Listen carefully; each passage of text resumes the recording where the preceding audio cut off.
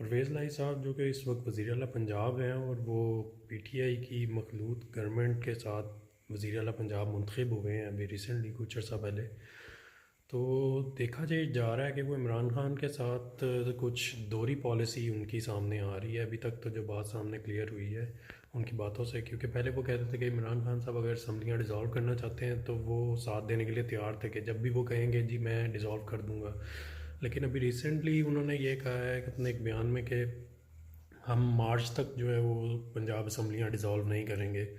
तो देखना ये होगा अब कि क्या इमरान खान साहब जो हैं वो इनको अपने ज़ोर से और अपने प्रेशर से इनको क्या कन्विंस कर सकते हैं कि ये अर्ली बाय दिसंबर एंड जो है वो असम्बलियाँ डिज़ोल्व करें, या क्या परवेज़ लाई साहब जो हैं वो अपनी दोहरी पॉलिसी के ऊपर ही बरकरार रहेंगे और वो इमरान खान साहब को एक बारी एक तरह धोखा देंगे। तो देखना होगा।